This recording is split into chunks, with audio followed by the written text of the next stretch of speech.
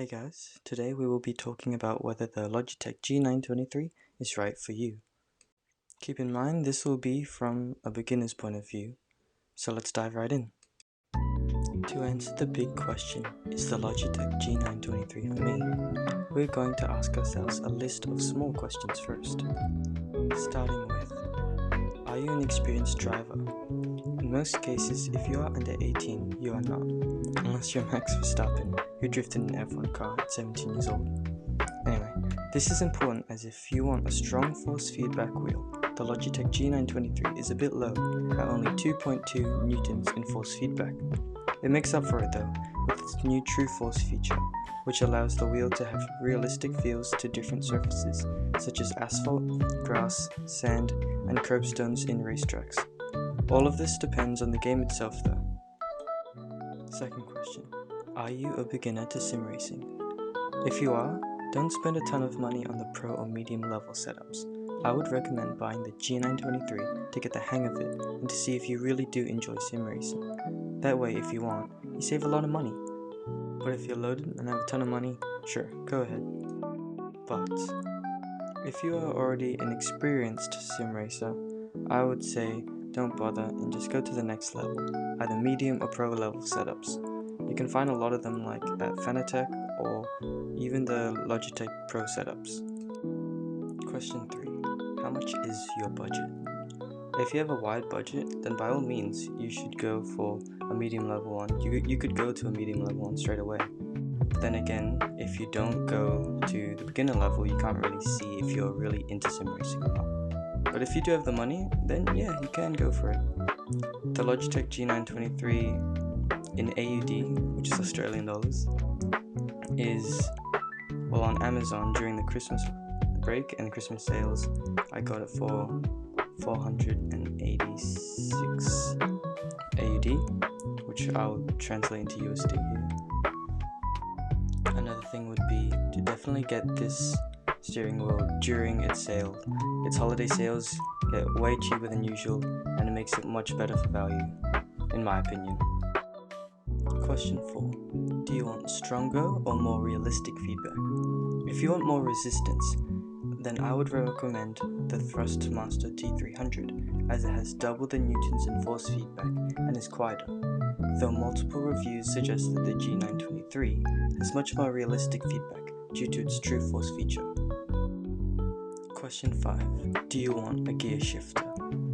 If you've played on those arcade sim racing games with a gear shifter, the Logitech gear shifter is not as loose as those shifters, but definitely isn't very stiff at all. I have encountered a few missed shifts, which is also my fault, but the reverse gear, which requires you to press down and then go to where 6th gear is, sometimes doesn't work, which is very frustrating, especially during races. On the other hand, I have heard the Thrustmaster shifter, the TH8S and TH8A, are much better, with the TH8A being the better of the two, but also more pricier. Both go to 7 gears with a typical reverse gear under the 7, whereas the Logitech gear shifter only has 6 gears. So if you drive a car in your game which has 7 gears, you'll have to use the sequential gear shifter or the paddle shifters behind the wheel. Overall, if you are new to sim racing or have driven cars for a long time, or even have a tight budget, this wheel is probably perfect for you. If you can extend your budget and want a good gear shifter and a strong force feedback, you could definitely check out the Thrustmaster T300. But if not, the G923 will definitely serve you well. It has definitely been durable for the time that I've had it so far. If you have been into sim racing for a while, or even raced in real life, then I don't think the G923 will do your past experience justice. It will be a good idea to search for medium or pro level sim racing setups, as the G923's low force feedback isn't really strong enough to match real life cars. Unless you take into consideration the fact that most cars in present days have power steering, where you don't really feel the effects of turning hard. On a personal level, in the time that I've had the G923, it's definitely been fun. It's done its job, except for the gear shift a bit. That's a bit weird. But for the most of it, it's done its job. It's done real well. I've enjoyed playing with it. I've enjoyed having friends over and seeing them play with it. We sort of have like car rides. It's fun. And anyway, the buttons serve their purpose. I love the paddles, they're very nice to click. The pedals are decent.